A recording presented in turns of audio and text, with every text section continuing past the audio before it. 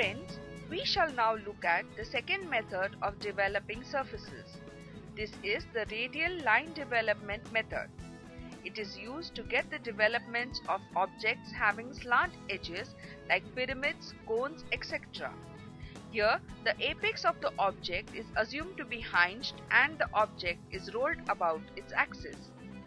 The area covered by the lateral surface of the object becomes the development of the object. Fine.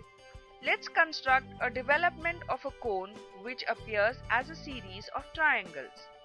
The area covered will be in the form of a sector of a circle with a subtended angle theta.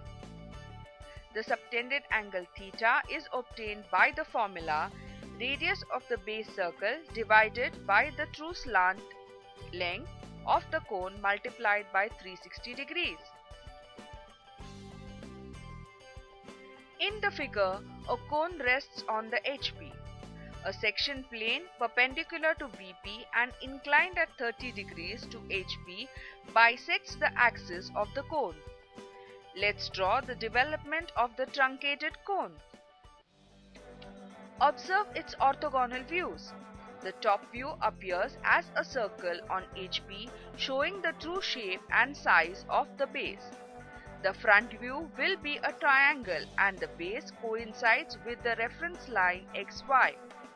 Now, divide the circle in plan into 12 equal parts. Let's draw vertical projectors from these points to meet the reference line XY and further join them to the apex of the cone.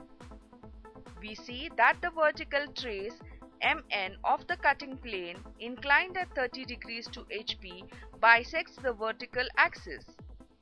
Also, MN cuts the slanting edges of the cone. The outer slanting edges of the cone represents the true length of the cone. This is obtained by taking the square root of the sum of squares of altitude and half base. This value is 158.1. The subtended angle theta is obtained using the true length. In the front view, project point 1' onto the slant edge O'A' to get the point 1'. Similarly, project points from MN to the slant edge O'A' and mark the points. Now we look at the development of the cone.